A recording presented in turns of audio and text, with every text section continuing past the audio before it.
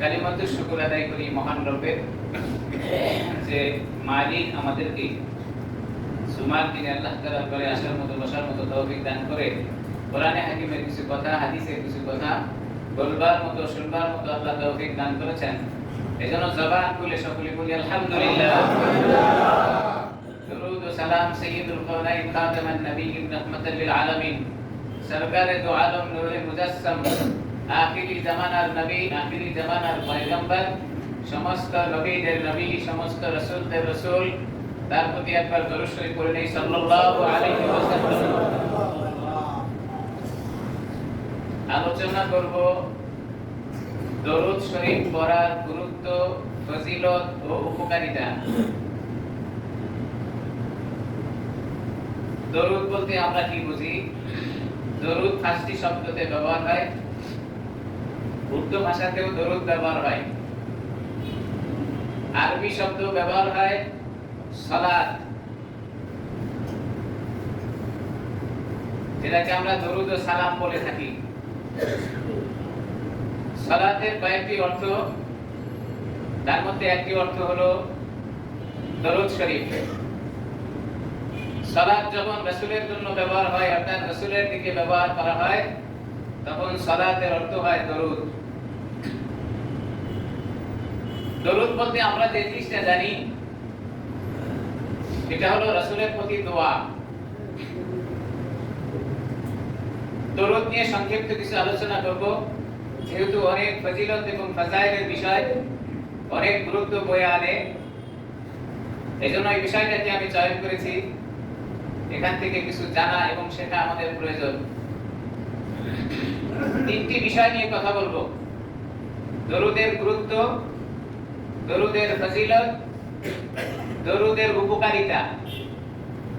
গুরুত্ব বলতে দরুদ শরীফটাকে নিয়ে আল্লাহ তাআলা কি বলেন, নবী সাল্লাল্লাহু আলাইহি সাল্লাম নিজের জবানে কি বলেছেন। ফজিলত বলতে বোঝায় এই দরুদ পড়লে আমাদের কি লাভ হবে। এই তিনটি বিষয় নিয়ে আমি সংক্ষিপ্ত আলোচনা করার চেষ্টা করব। আমা তাওফীকি ইল্লা বিল্লাহ। আল্লাহ তাআলার সাহায্য চাই যেন আল্লাহ তাআলা আমার জবান থেকে কিছু কথা এমনভাবে বের করে দেন আমার নিজের হেদায়েতের জন্য এবং আপনাদের উপকারের জন্য আল্লাহ কবুল করেন, বলি আমিন। আল্লাহ তাআলা রাসূলের প্রতি নিজে দরুদ করেন, সুবহানাল্লাহ। ফেরেশতারা দরুদ পড়েন। কোরআনে হাকিমের ভিতরে আল্লাহ তাআলা এই কথা শোনায় দেন। সূরা আহজাব 33 নম্বর সূরা 22 নম্বর পারা 56 নম্বর আয়াত 427 নম্বর পৃষ্ঠা 4 নম্বর লাইনে আল্লাহ তাআলা এই কথা শোনান। ইন্নাল্লাহা ওয়া মালাইকাতাহু ইউসাল্লুনা আলান নবী ইয়া আইয়ুহাল্লাযীনা আমানু সাল্লু আলাইহি ওয়া সাল্লিমু তাসলিমা। আল্লাহ তাআলা বলেন ইন্নাল্লাহ, নিশ্চয় আল্লাহ তাআলা কি করেন, ওয়া মালাইকাতাহু এবং তার ফেরেশতাগণ ইউসাল্লুনা আলান নবী, রাসূলের উপরে দরুদ পড়েন। সুবহানাল্লাহ বলুন। আল্লাহ নিজে রাসূলের উপরে দরুদ পড়েন। কথা আল্লাহ তাআলা কোরআন শরীফের আয়াত। ইন্নাল্লাহা ওয়া মালাইকাতাহু ইউসাল্লুনা আলান নবী, নিশ্চয় আল্লাহ তাআলা এবং তার ফেরেশতাগণ নবীর প্রতি দরুদ পাঠ করেন। সুবহানাল্লাহি ওয়া বিহামদিহি। দরুদ শরীফের গুরুত্ব কি পরিমাণ আল্লাহ নিজে পড়েন, এর চেয়ে বেশি গুরুত্ব কিছু হতে পারে? যে কাজ আল্লাহ নিজে করেন, নবীর উপরে আল্লাহ তাআলা বর্তান তোমার উম্মতদেরকে শিক্ষা দাও তারা যেন তোমার উপরে দরুদ পড়ে। আর কি বলেন, ইয়া আইয়ুহাল্লাযীনা আমানু সাল্লু আলাইহি ওয়া সাল্লিমু তাসলিমা। আল্লাহ তাআলা বলেন, ও ঈমানদাররা তোমরা সকলেই আমার রাসূলের উপরে দরুদ ও সালাম পাঠ করো। সুবহানাল্লাহ। কেন?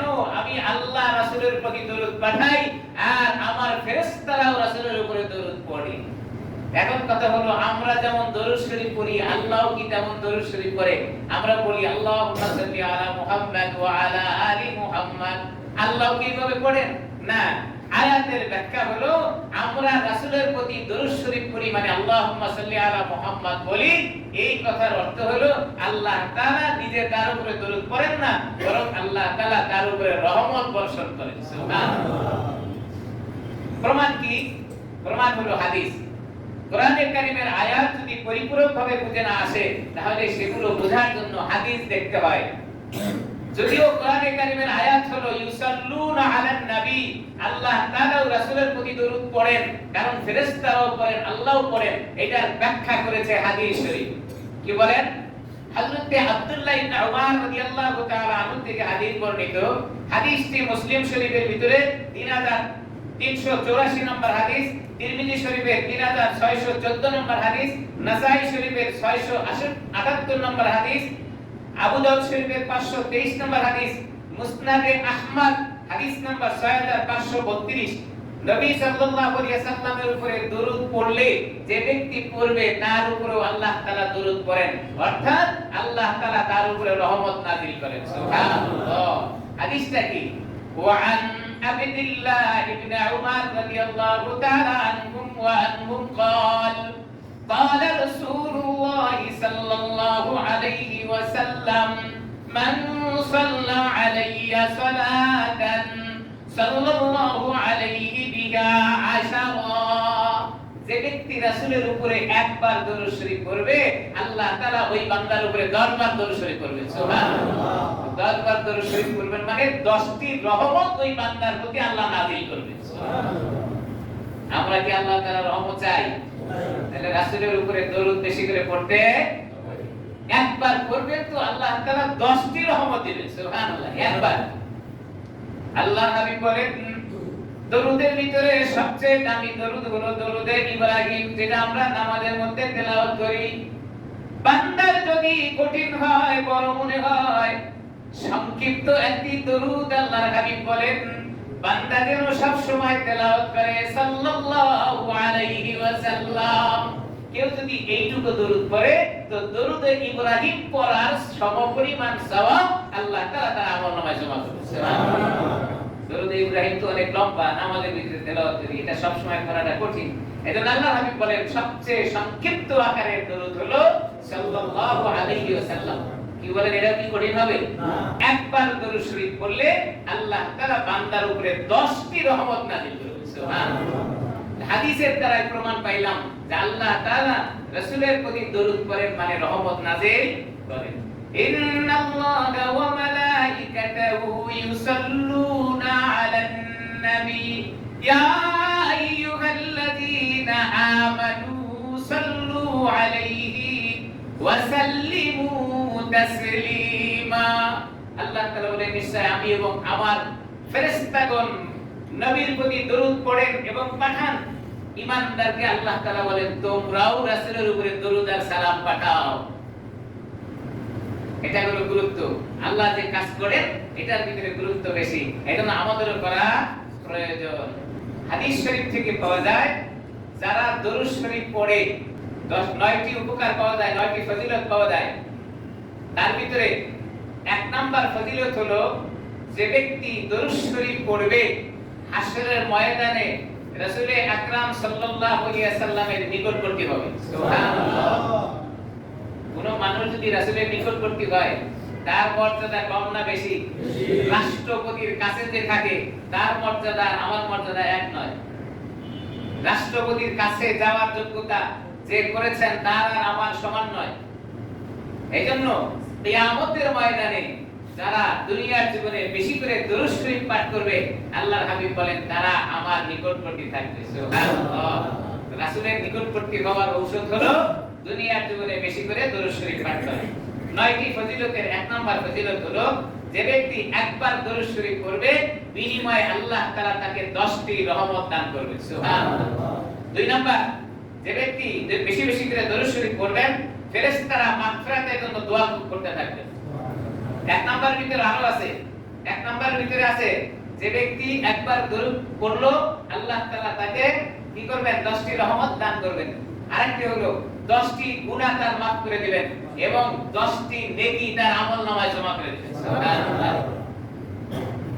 3 নাম্বার, যে ব্যক্তি দরুদ পড়ে কোনো দোয়া আল্লাহ তাআলার কাছে করবেন দরুদ পড়ার কারণে সেই দোয়া আল্লাহ তাআলা কবুল করে নেবেন। সুবহানাল্লাহ। এজন্য বুজুর্গদের থেকে পাওয়া যায় কোন দোয়া করার শুরুতে দরুদ শরীফ পড়ে নিতে হয়। তারা বলেন দোয়া করার শুরুতে দরুদ শরীফ পড়ে নেবেন। দরুদ পড়ে দোয়া করলে এই দোয়া কবুল হয়। 4 নাম্বার, দরুদ পাঠকারীর জন্য নবী আকরাম সাল্লাল্লাহু আলাইহি সাল্লামের উপরে সুপারিশ করা আবশ্যক হয়ে যায়।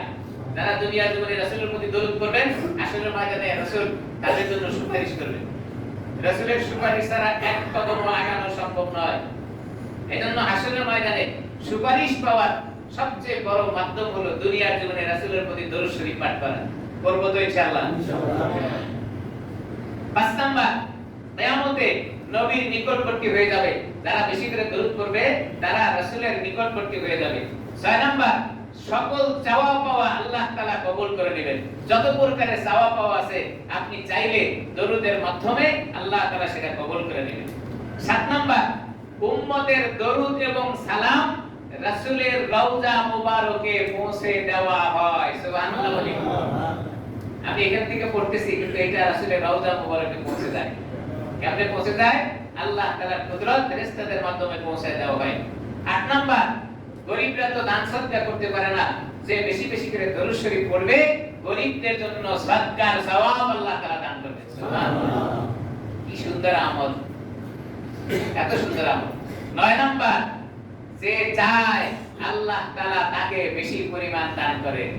যে চায় আল্লাহ তাআলা তাকে বেশি পরিমাণ দান করে। আল্লাহ রাসূল বলেন ওই ব্যক্তির নাক ধুলায় ভরে যাক যে ব্যক্তির সামনে আমার নাম উচ্চারণ করা হলো, আমার আলোচনা করা হলো, অথচ আমার প্রতি দরুদ শরীফ পাঠ করা হলো না।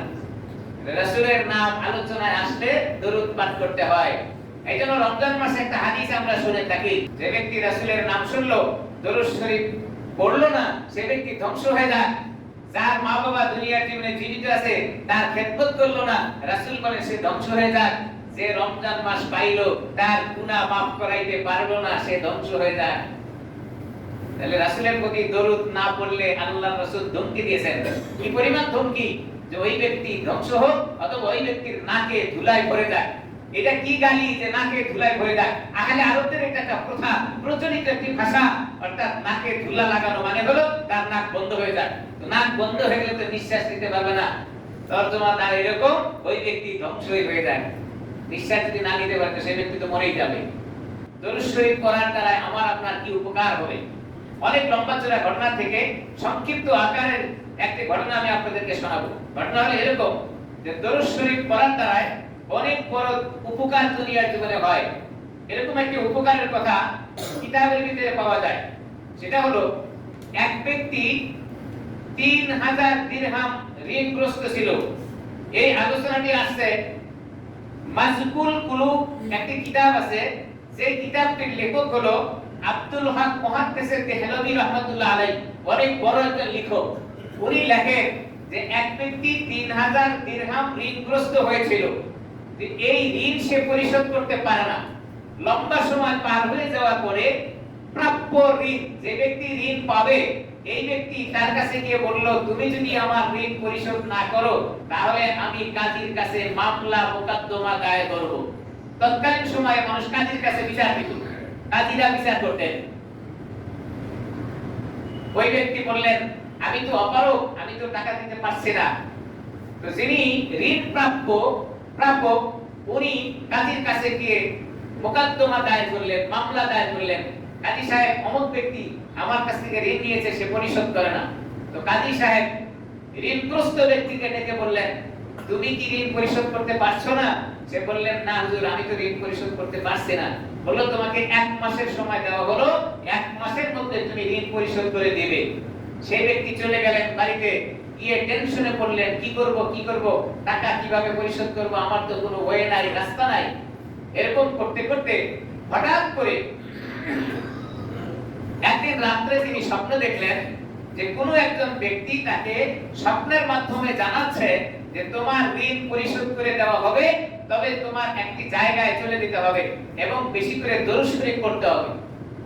তিনি তখন থেকে দরুদের আমল শুরু করলেন। বেশি বেশি করে দরুদ পড়েন না, রাতে ঘুমায় যান, বেশি করে দরুদ পড়েন না, রাতে ঘুমায় যান। এরকম ভাবে দরুদ পড়তে পড়তে 26 দিন অতিক্রম হয়ে গেল। 26 দিন অতিক্রম হয়ে গেলে 27 দিন দিবাগত রাতে এই লোক স্বপ্নে দেখলেন হ্যাঁ বান্দা, ওই ব্যক্তির নাম ছিল সাদ।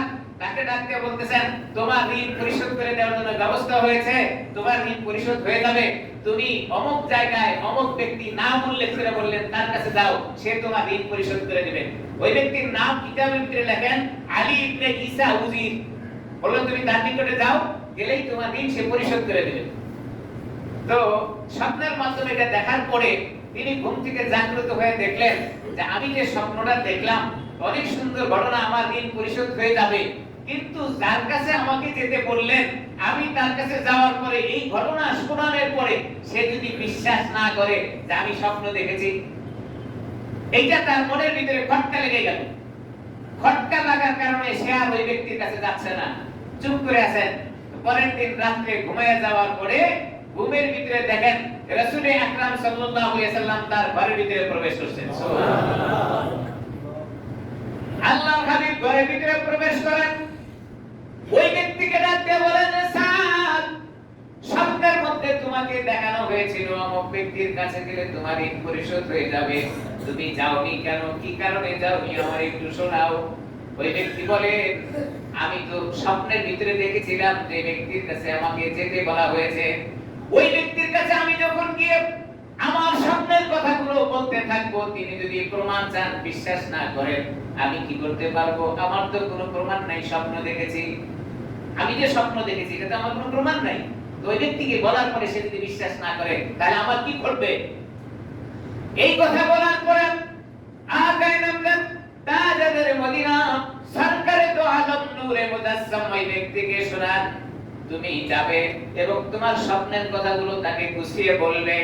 এরপরে যদি সে বিশ্বাস না করে, যদি তার প্রমাণ তালাশ করে, ডকুমেন্ট চায়, তুমি তাকে শোনাবা, ওগো আলী ইবনে ঈসা, তুমি যে প্রতিদিন দরুদে ইব্রাহিম পড়ো বা দরুদ শরীফ পড়ো, নবীর উপরে দরুদ পাঠ করো, এটা আল্লাহ তাআলা অনেক বেশি পছন্দ করেছেন এবং এইটা শুধুমাত্র আল্লাহ এবং তোমার দুই কাঁধের ফেরেশতারা জানেন, আর কেউ জানে না।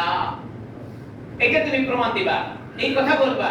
এটা বলার পরে সে কি বলে? সাদ রাসূল আকরাম সাল্লাল্লাহু আলাইহি সাল্লামের এই বদলানো কথাগুলো গিয়ে যে ব্যক্তির কাছে পাঠানোর কথা ছিল তার কাছে চলে গেলেন এবং গিয়ে স্বপ্নের কথাগুলো তার কাছে উপস্থাপন করলেন। এই ব্যক্তি এখন বলে, তুমি যে স্বপ্ন দেখেছো তার প্রমাণ কি? তিনি তো আগেই বলেছিলেন যে স্বপ্নের কথা বলার পরে প্রমাণ তার সত্য। ওই ব্যক্তি বলেন, স্বপ্ন আমি দেখেছি, আমি পুরো প্রমাণ দিতে পারবো না, তবে একটি কথা তোমাকে আমি শোনাইতে পারবো। তুমি যে প্রতিদিন রাতে ঘুমানোর সময় দরুদ ইব্রাহিম পড়ো বা দরুদ পড়ো, এই দরুদের ফজিলত আল্লাহ তাআলা অনেক বেশি মনে করেছেন এবং এটা শুধুমাত্র আল্লাহই জানেন, আর তোমার কাঁধের দুই ফেরেশতা ছাড়া আর কেউ জানে না। ওই ব্যক্তি চিন্তা করছেন ব্যাপারটা কি, আমি যে দরুদ শরীফ পড়ি রাতে, এটা তো আমি ছাড়া আর কেউ জানে না, এই ব্যক্তি জানলো কেমনে? এই কথা বলার সাথে সাথেই তিনি বলেন, আমি আমার জীবনে যেইভাবে আমল করি, দরুদের আমল আমার চলতে থাকে, এটা তো পৃথিবীর কেউ জানে না, শুধুমাত্র আমি জানি, আমার মাওলা জানে, আমার ফেরেশতারা জানে। তুমি জানলে কিভাবে? তিনি বলেন, আমি কোনোভাবেই বলতে পারবো না যে আমলের কথা বলেছি তুমি এগুলা করো কিনা। ওই ব্যক্তি আমলের কথা শোনার পরে তিনি চিন্তা করলেন, নিঃসন্দেহে এটা কোনো এমন মহান মানবের কাছ থেকে শুনেছেন যিনি ছাড়া আর কেউ জানে না। ওই ব্যক্তিকে দাঁড় করে বলেন, ঠিক আছে, তোমার ঋণ পরিশোধ করে দেওয়ার ব্যবস্থা আমি করে দেব। এই ব্যক্তি দাঁড় হয়ে থাকলেন, আর ওই ব্যক্তি যার কাছে গিয়ে শব্দের ব্যাখ্যা করলেন, তিনি তার ঘর থেকে ৯,০০০ দিরহাম হাতে করে নিয়ে আসলেন, এসে বললেন, ৩,০০০ দিরহাম তুমি ঋণ পরিশোধ করে দিবে, আর ৩,০০০ দিরহাম তোমার পরিবারের জন্য খরচ করবে, আর ৩,০০০ দিরহাম দিয়ে তুমি ব্যবসা বাণিজ্য শুরু করবে। ৯,০০০ দিরহাম ওই ব্যক্তির কাছে দিয়ে তিনি বললেন, ৩,০০০ দিয়ে তুমি ঋণ পরিশোধ করে দাও, আর ৩,০০০ তুমি তোমার পরিবারের উপরে খরচ করো, আর ৩,০০০ টাকা দিয়ে তুমি ব্যবসা বাণিজ্য শুরু করে দাও। এরপরে বললেন, যাও, কিন্তু আমাকে কোনোদিন ভুলবে না। কখনো যদি তোমার প্রয়োজন মনে হয়, প্রয়োজন বোধ করো, যখন কোনো সমস্যায় থাকবে, সঙ্গে সঙ্গে তুমি আমাকে স্মরণ করবে এবং আমার কাছে চলে আসবে, তোমার প্রয়োজনগুলো মিটিয়ে দেওয়ার ব্যবস্থা আমি করে দেব। এই ব্যক্তিকে বিদায় করে দিলেন। তিনি ৯,০০০ দিরহাম নিয়ে রওনা দিলেন যার কাছে ঋণী, তাকে ঋণ পরিশোধ করে দেওয়ার জন্য। গিয়ে দেখলেন তিনি কাজীর কাছে বসে আছেন।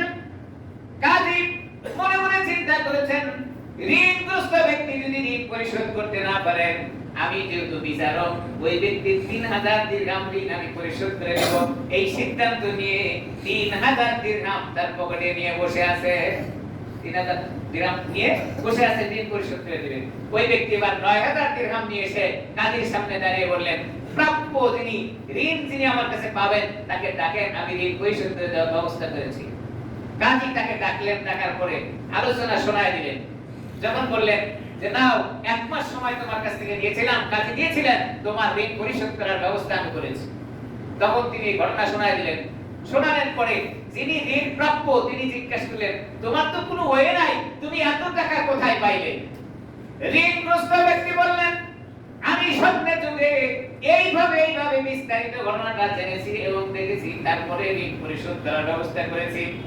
যিনি ঋণ প্রাপ্য এই লোক চিন্তা করলেন, হায়, ঋণ পরিশোধ করে দেওয়ার ব্যবস্থা অন্য একজন করেছে, সব সওয়াবগুলো তিনি নিয়ে নেবেন, এই সব থেকে আমি মাহরুম হয়ে যাব।